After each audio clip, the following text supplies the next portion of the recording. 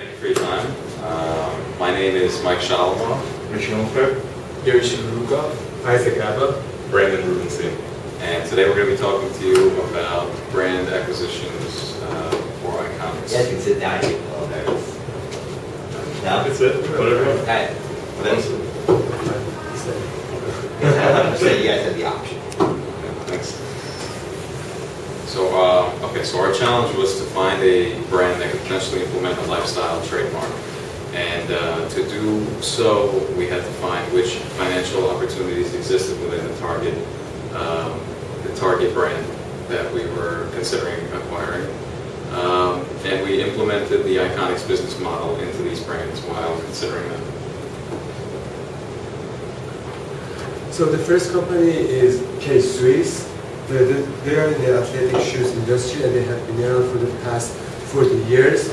The reason that we choose this company is that, first of all, we think that the managers and the marketing campaign of the ICONIX, they really know this industry. First of all, they know the industry of the sportwear shoes, and also they can expand this brand for clothing and accessories and other products.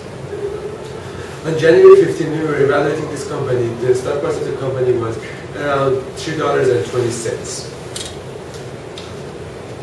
As you're looking at this chart, the stock price of the company has been declining significantly due to showing a negative income for the past few quarters and also for the past 3 years. As you can see in the income statements, for the past 2 years, the net income has been negative.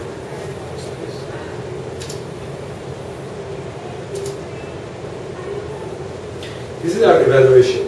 How we evaluate the case is basically we figured out the revenue for the past 12 months, we add them up, and then we assume that if we can license the K-Swiss brand to one of the wholesale companies such as Walmart and getting a 6% royalty, how much that 6% royalty would be? And I have a question. This is in thousands? Yeah, so okay. Nate said everything in millions. You said you got the stock price and then you got shares, which is right. So the total revenue for the past 12 months was around 231 million, and the royalty that we calculate for which is going to be the 0.6% of that would be around 13 million. And then we multiply that by the 5 by 5 to get the purchase price. And the numbers of the share outstanding is around 35.6 million. And we didn't want mistakes here, and we thought that we can do the same thing as you guys did for the Ed Party, buying a 51% share of the company, and then you increase your stakes.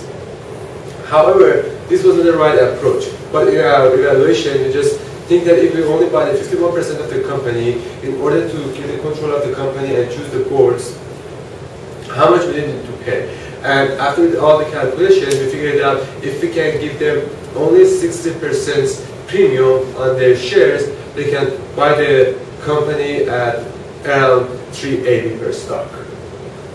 So for a purchase price of $69.5 million, we could purchase 51% of the company. Yes. And based on but we'd be taking all of their royalty. We thought that if we can have a control of the company, choose the boards, then we can give the license to the copyright, the brand of the company to ICONIX, and then ICONIX can go and license it to the wholesale companies, and such as Walmart. So you'd license their main business? Yes. So you'd have to close down the operating? Yes, but the problem is that we didn't know how you guys are going to liquidate the rest of the assets. I mean, I think the best approach was that going and buy the whole company, 100% of the shares, but we don't know when you buy 100%, the main things that you need the brand, but how do you liquidate inventory, PPEs, and other stuff. Yeah. That's why we were like short-handed. So what you guys didn't do here is that if you were to liquidate the operating company, well, because they're not going to pay us a royalty of $13 million if they have a negative net income, because that's going to make them even worse operating companies. So what you should have done is you should have taken what their wholesale, and you should have created a, should have figured out how much royalty you get from that wholesale if you were to convert the operating business into a royalty business. And then from that, you would have probably cleared 100%. So this is if the operating company stays in place, but the operating company wouldn't be able to survive financially if they were to keep operating. So had you converted the operating company into a licensing company, probably would have got another, $50 million on the purchase price. Probably could have did it. All right, that was the point. You got the main gist of it. So I'm excited to hear the rest. Any thoughts? I think that a situation where that would have worked is the whole idea is that you're injecting capital into the company and then they're paying you royalties. So I don't think it necessarily would have worked with KSOS in a partnership agreement where you wanted to be consulting, you didn't want them to liquidate their business. I could imagine a potential scenario where there's a company that would be able to use the capital that you're giving them to do much of their business and turn around in enough time to be able to, if they had probably not negative income, turn around in enough time so that they could actually be able to do this. But that's all a matter of due diligence and understanding exactly what's wrong with the operations and why they have negative income. So you don't think that by injecting capital into a financially unstable operating company, you don't think that they can reorganize the company, turn it around, close stores, close factories? No, I do think they can, but it depends on that company. I don't know details about the explanation for the negative income in KSOS, but I think on a case-by-case basis, because a company has negative income doesn't necessarily mean they can turn around the operation. Yes, two things. First of all, we thought 51%. Actually, the actual bit, when we go through the details, we figured out the way that Asian companies bought the company, basically bought all those like minor shareholders, and now they have like a big block in the company. They didn't buy the whole company, so they had. Do they majority or? Yeah, they did majority of the shares. And the second thing is that the reason that they show the negative income is that they lose their market shares, and also the cost goes up. So they were not able to compete with other famous brands such as Timberland, Nike. Right. Do you know how much the Nichols families owns? They own K-Swiss, and then so Elan bought all the other shares. So do you know, did they buy any shares from Nichols? I'm just curious.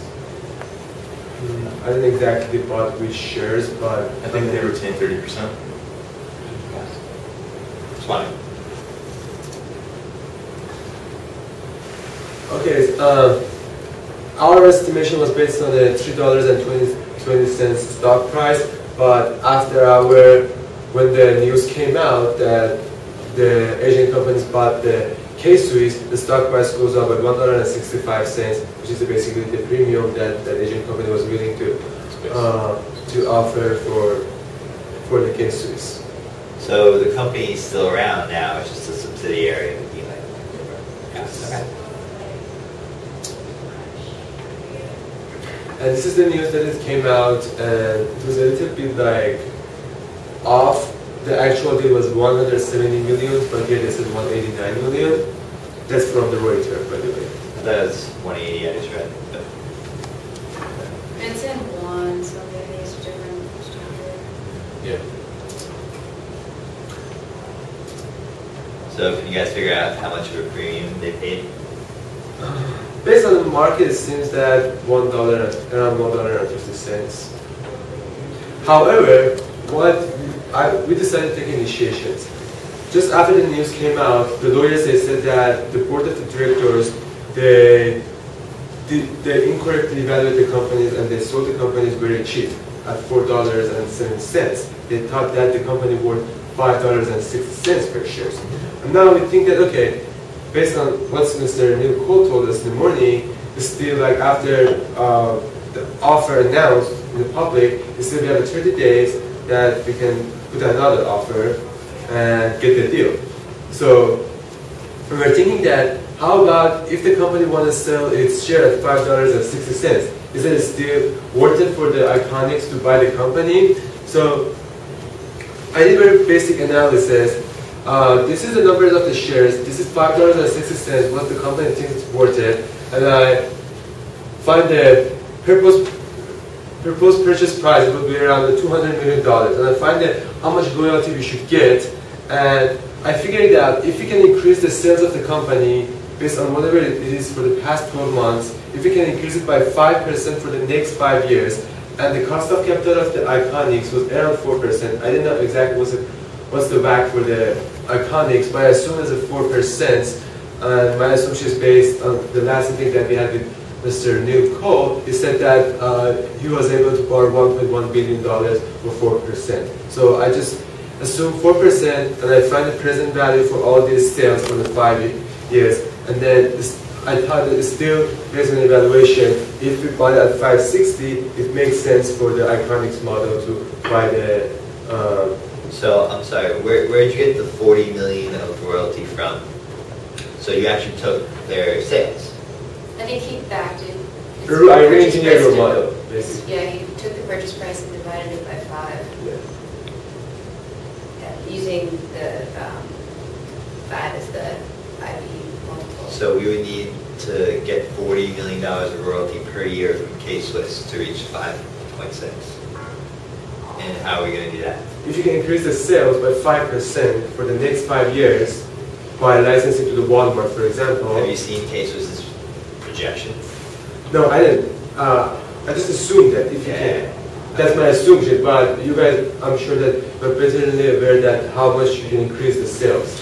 But if you think you can increase the sales of the company by licensing through the wholesalers by 5%, this company can work for the ICONIX. So what's the, so what's the total sales right now? 232 million for the past 12 months.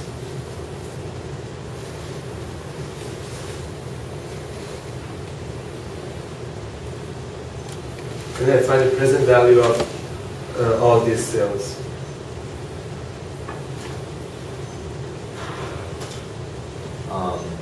And I assume the back as a 4%.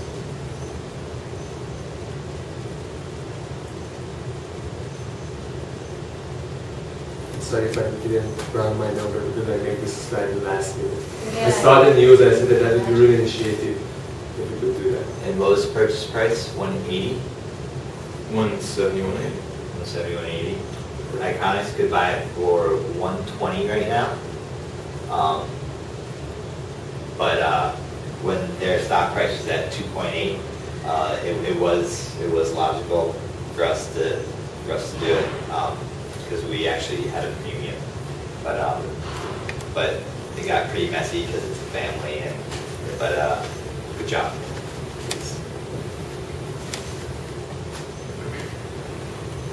Now the next company is Majesco. They're a video game publisher. They've been around for nearly 30 years. And their most successful game and their main game is Zumba Court, which was the reason for 76% of its sales. So as you can see, I think the slide got messed up, but the stock's at one of its lows in the past 5 years, and it's trading at 74 cents a share, and it's currently a pretty good value for what it has, since like in the past couple of months it was skyrocketing because of the Zumba Core. Now what we thought was a great reason. Can I pause you for a second? So Majesco makes games. Yeah. And Zumba is the brand that they made the game for. Yeah. So technically they would be a licensee, right? Yeah. So they would have to pay Zumba in order to make their game. They own a license that Zumba, they purchased the license from Zumba. Oh, so they own all the rights to Zumba. Not all the rights, but to create. The Zumba video games. Yeah. Okay. So, I mean, the sales are decreasing since they haven't built on that. And we think that if they cut like all the other games that, since Zumba took care of 76% of their revenue, just to focus on Zumba and making it a fitness lifestyle brand, So basically, you would get the 6% royalty of, we would license it out to Walmart. For quarter 1 through 4, what are those? Are those sales? Yeah. Okay. Got it. So you would do, and then we would give them close to 25% premium for 100% of the company. And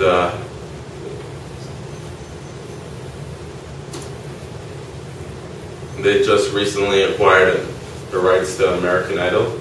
So they're planning on making an American Idol game. So that's another huge step that they took. And I think that we could turn it into a lifestyle brand and create it into like a fitness brand and maybe do an MMA. Can you go back to the last slide? Yeah. So where it says royalty of 7.8 million, is that royalty paid in or paid out? What do you mean by that? Are they receiving the royalty? We would be receiving the royalty since we would be purchasing the So company. Majesco is receiving royalty right now. Not right now. They're selling the games. Like we would license it out to Walmart to produce it, like continuously produce the product, and we would receive royalty on sales. So is Majesco purchasing the rights to the video games, or are they getting a license to the rights to the video games? Do they own it? They own the video games. They develop the video games themselves. But they don't own the brand. They don't License own the the brand. The video game brand. Yeah. Meaning they own the right to, let's say they have a Hello Kitty, and they have like Zumba was their main, key for 2012. So that's what they own. And so they're licensing out the American Idol video game. No, they bought the license for the American Idol Brand. And created. to create a video game. So how are they getting royalty? No, they didn't develop anything with American Idol yet. Yeah. So who's paying the royalty? no one's getting a royalty, and what I'm suggesting is change their business model and basically produce games around a Zumba, American Idol, maybe MMA, make it a fitness brand, and sell it, make sure license it exclusively to Walmart, and then from Walmart sales, get a royalty. So this is post-acquisition, Yeah. pre-acquisition. Yeah. But we use pre-acquisition metrics in order to come up with purchase price. Besides that, some of the license agreements allow that and some don't. So you would be sub-license if this Majesco was to then, or ICONIX would require them to then license that. See what I'm saying? They've already licensed the brand American Idol. I know they own the IP of the American Idol video game, but they can't just go and create a license for that product without proving it through Apollo. the owner, right? The owner of the brand. Yeah. So this might be all legal, obviously. And Zumba is 76% of the revenue. yeah. So I was thinking cut out whatever, because they spent a lot of money on development of other games. So cut out all those other games and increase, revenue, and not revenue, but Do you have a balance sheet? I don't think we put it in, but it was a negative operating margins. Thinking more SG&A. If we were to acquire them, then we would need people to develop the games, and we're asset light. So I mean, the games I'm are already. interested to see what their staff is like. The problem with the company is that developing the games is really costly for them, and also implement them to Windows or the Nintendos and all this stuff. That is also costly. Right now, most of the revenue is coming from the Zumba Fitness, and the way that they're doing it is just by licensing it. They have the license, and this is like a brand that is growing. So the revenue that is coming from the revenue and the profit that they have from the Zumba offset other the costs that they have for developing the games. So now we're thinking that let's just restructure the business model of the company, make it just a licensing company. We try to just go and buy the Zumba. If you can go and buy the Zumba itself, it would be great. But right now, Majesco owns the Zumba. So And there's a lot of copyright under the Zumba Fitness. For For example, Zumba Gold, Zumba Live. They have like 5 or 6 So other. the truth is, you guys are interested in Zumba, you weren't really initially interested in Majesco. And so I feel like the solution to all of this would be to somehow get that license away from Majesco. Because you don't want Majesco, you don't want the operation I of mean, Majesco. we barely, or we even couldn't get to the financial information of the Zumba. They were like a private company. Mhm. And so But you it just was think hard it's a for good us. brand. So in order to just make this presentation, we tried to choose Magista, and Majesco. then we thought that maybe, I think it's Acquire integrate the great, rights. like you're the Zumba, but Mhm. I think it still work. And it can be like a great starting point for the ICONIX if you want to enter the game industry. Majesco has been one of the biggest brands within the gaming industry since the 90s. And as he mentioned before, we're thinking that, especially nowadays with the Nintendo Wii, a lot more people are getting into using games to help them work out at home as opposed to actually going to the gym. So we were thinking that Majesco has very, very many games that could be used for that purpose. And that would be the niche that ICONIX holds within the gaming industry.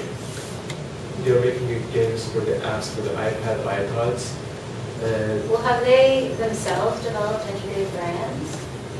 yeah. So that would be interesting. Yes, but the thing is that the brand itself, it doesn't pay off with all the cost of developing the games.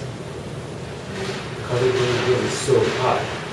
So the brand awareness and the recognition wasn't be enough in order that they can use their brand, get some revenue out of that, and offset all the costs from the developing the games. So this is how I would see this fitting into the ICONIX model.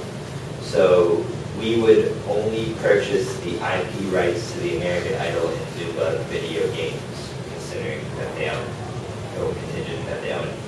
Then we would either license back to Majesco, and they make the games, or we find another partner to make the games, and then we would collect the royalty from Majesco, and then times that by 5, and that's what we would pay for the IP of American Idol and Zumba.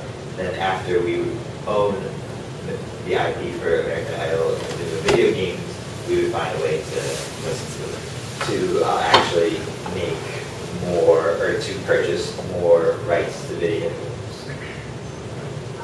which would create more royalty. So it's actually a pretty good idea. The only things that we cannot figure out what's the contract between the Zumba and the Magista. Yeah. How much is the loyalty? The Zumba is really significant brand for the Majesco. Majesco company right there. So they're not willing to give it up unless they get something out of it. Well, we add more brands to the portfolio,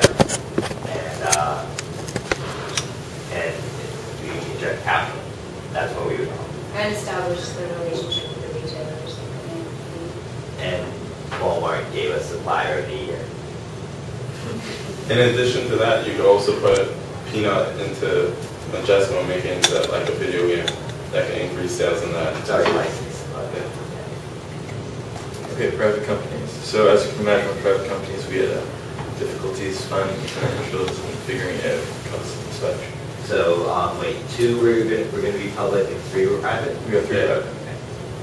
So the first one private company we looked at was Rolling Stones magazine, one of the most iconic names in the entertainment industry.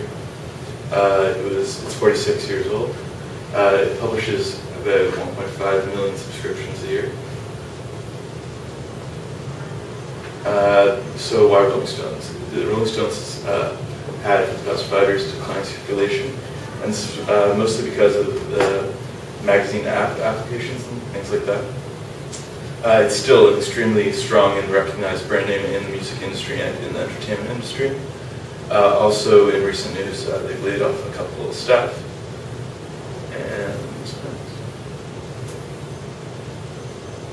And so the parent company of Rolling Stones magazine is Wenner Media, which is owned by Jan Wenner. And they also own Men's Health, and US Weekly, and we can't be certain what the exact revenue from Rolling Stones magazine is, but from all three of those magazines, it's $650 million annually. Just those three? Yep. But they don't they have Women's Health as well? It's not, I didn't see that. They only own those three? I believe that's from what I read, yes. Do you have historic revenue and forecasted revenue? I just want to see like how it's declined over the years. No? Okay. I'm not gonna do it. No? Alright. But yeah, so. Hold on, so let's talk about, Yeah, let's talk about that a little bit. It's a good brand, but the magazine business is not something that Neil wants to go Right, into yeah. because it's a declining business. So how would we So we'd expand create a lifestyle? Right. So we create a lifestyle brand by licensing it to other companies, maybe shirt manufacturers, maybe Hard Rock Cafe, companies like that, even Walmart. And you can make a whole slew of brands. So you mentioned apparel, what's some other examples of products? Merchandising, Like what? Um, Just one you. like accessories, for example, Like what? like bags, T-shirts, iPhone watches. cases. Like that would be tough for the band and all. Yeah, Yeah. we also weren't Because certain who owns the rights? exactly if there was if it's Rolling like that. Stones, the band, actually owned any rights to the magazine. We weren't certain.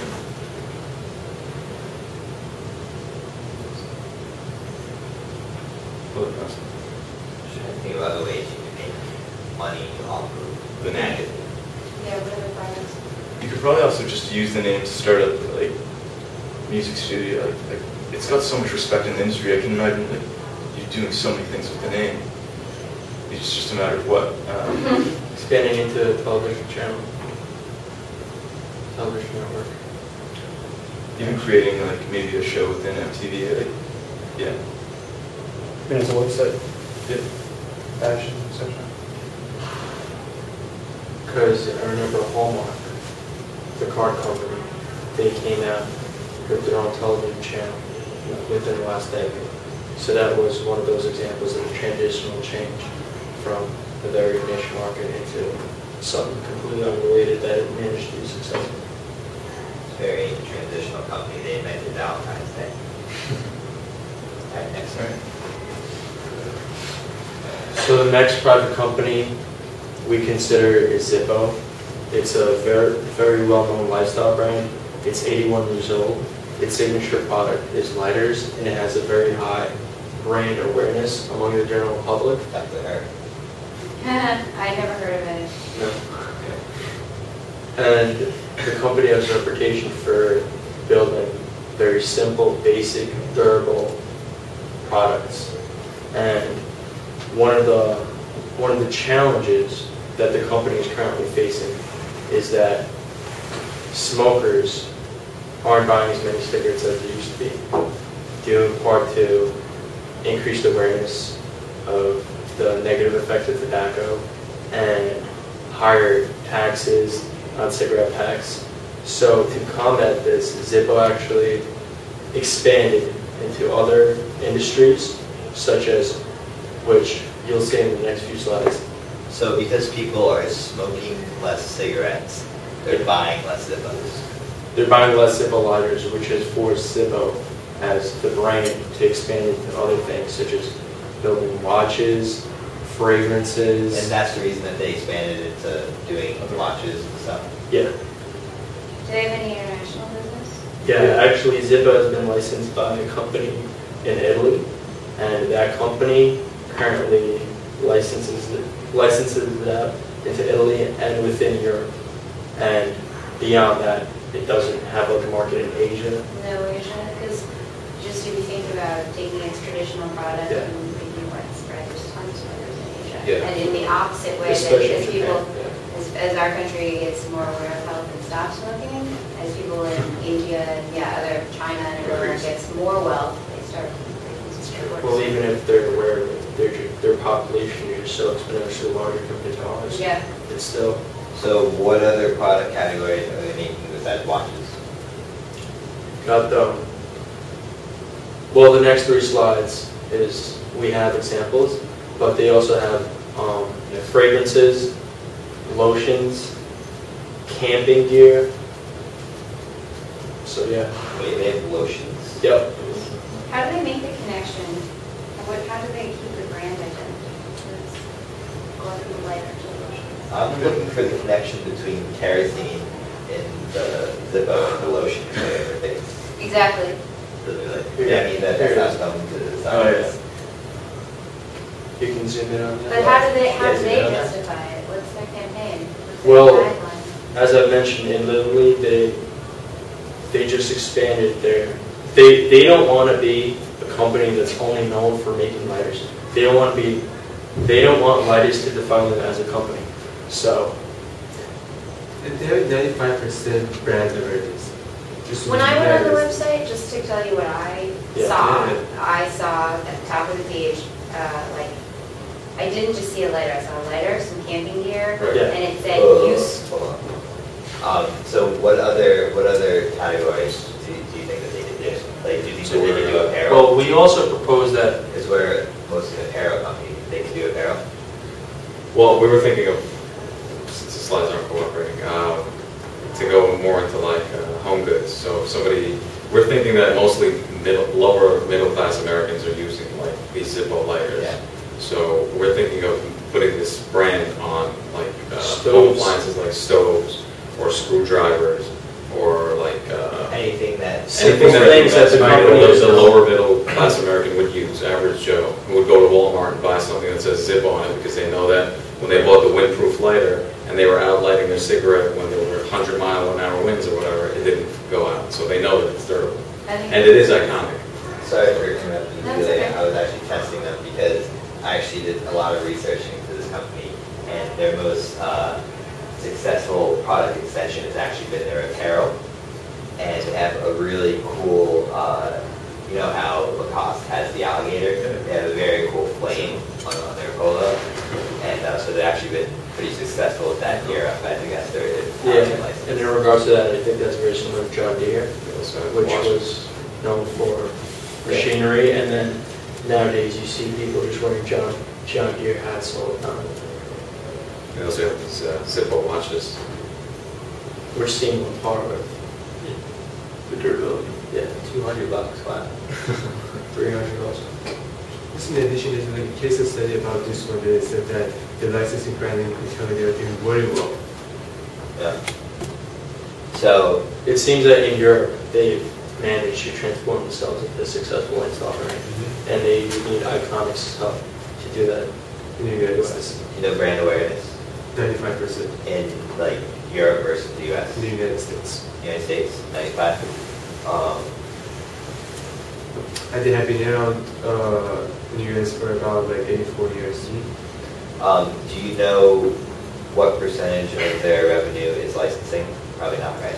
No. No, we really tried looking into like these private That would companies. be it. That would be very important to find out. Yeah. Because that's a deal breaker. Okay. Move on. Sure. Okay. So there you go. Yeah. Okay, so the next company we're looking at is Canterbury. So they've been around for about 109 years, and their main products are rugby apparel and sporting goods. So why Canterbury? Wait, shall I go back? Yeah. Okay. Okay, so the most densely populated areas, we found that they only have 4 locations, and Canterbury has no M&A in the U.S. at all. We feel like if the U.S. market acquires this, that it would have a lot of potential. Sorry, can you go back? Sure. What do you mean they have no M&A in the US? So, like marketing and advertising. Okay. Numbers are Different different. Sorry. I think that's A&P. A&P? That's Okay. let's see. Sorry. You know those off. So this is our M&A is mergers and acquisitions. mergers and acquisitions. Right. I realized that as we explained that. So this is like a snapshot of the tri-state area and the distributors that are around as of now. So They're almost non-existent in the U.S., but very prominent in Canada. New Zealand. So it's a Canadian, It's a New Zealand. It's New Zealand? Yeah. And you said that they haven't penetrated the US market. Yeah, like there's only one store that has it in the New York area. And these are each their own distributing company. No, Or this, these are warehouses where one distributor. no, this is like stores that they license their product at wholesale. So these are their stores. Yeah, reasons. And do they operate their own stores? It's not their own stores. It's like a third-party store, and they sell it wholesale to the store. So it's not a mono-brand store. Yes. It's like JCPenney's or Right, like yeah, Amazon. exactly. So we think this has good potential. You know, it's not even in the. It's like some random store in Queens that has it. They don't even have it in JCPenney or something like that. That it would be wiped off the shelf easily. Do you know their top customers? Their top customers are usually like people that are fond of rugby because they distribute to a lot of rugby teams. I meant like retailers. Retailers. I mean, they distribute all over the place. They don't really have. We are with it. Like Ralph Lauren, or is it like high tier, mass, medium? Oh, you mean like price-wise? Price You point? talking about the clothing line? Yeah, like Nordstrom's, Macy's, Walmart. Right. Like So it's like a Macy's. Macy's, okay. Right. Yeah. So to summarize it, it was a little bit difficult to get an insider's view from an outsider's perspective, but you know, we tried to sum it up pretty well. K-Swiss was unfortunately sold last night, but again, there's still opportunity to purchase it, and we thought that we were getting more of the iconic state of mind since K-Swiss was sold, so that you know people were actually interested in that brand, and also we presented Billabong to you a little bit before. So we felt that we were on the right track, where we had the iconic state of mind. Did Neil see this slide? Yes. Great, I'm in trouble. What?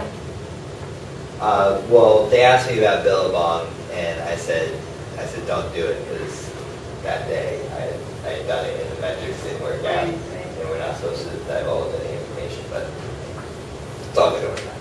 Well, they tell us that whatever we hear is confidential. Yeah. So, sorry. And that's it. So you guys did how many companies? 5. Have you guys spent time outside of the US? Because I feel like you're definitely able to come up with, Yeah, we got that. yeah.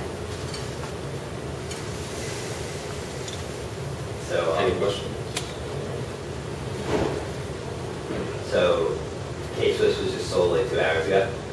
Last night at 8 o'clock. Last night? That sucks, guys, sorry. We were kind of excited about that. Yeah. Just gives a feeling that you're in the right track. Rolling Stones, they really can, right? Yeah, I felt that Canterbury is sort of like London Bond. It didn't really have a presence in the U.S., and that's the marketability that you can bring to the U.S. and you know put it in the stores. James Bond or London Bond? I'm not sure if the presence in the U.S. Canterbury's, we sort of remind me of Ralph Lauren. Yeah. Yeah. There's another brand called Rugby, Ralph Lauren? Yeah, I think they shut it down. I'm not sure. really?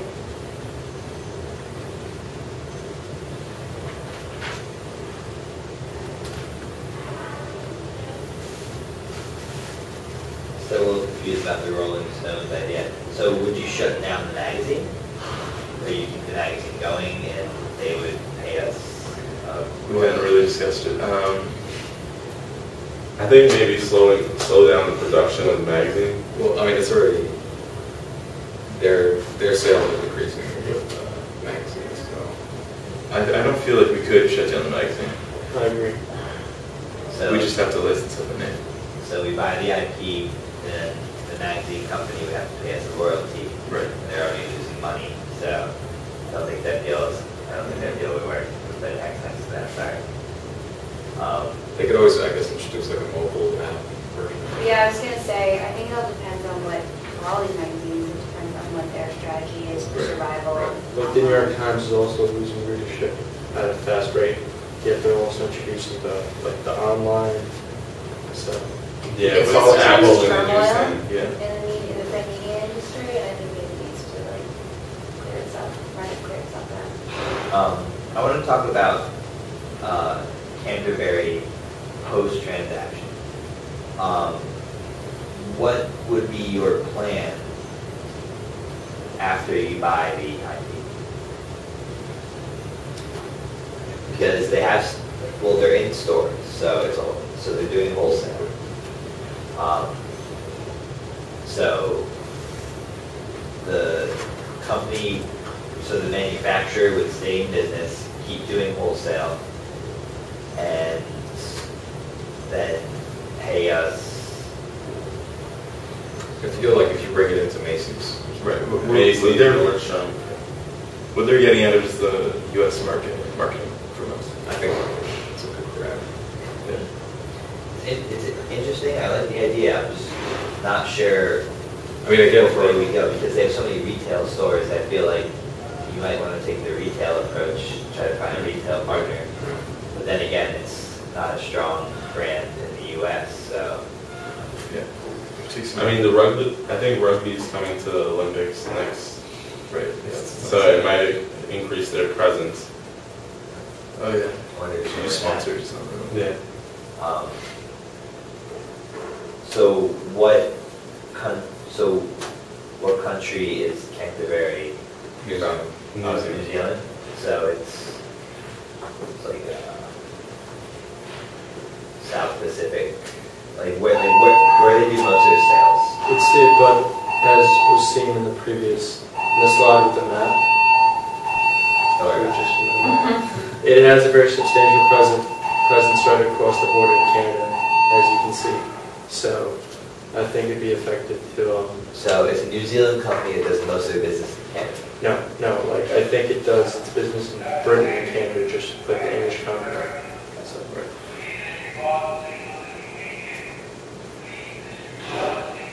I heard this regardless.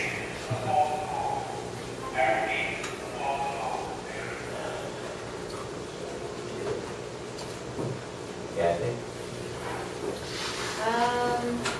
No, I'm good. Thank you guys for your time.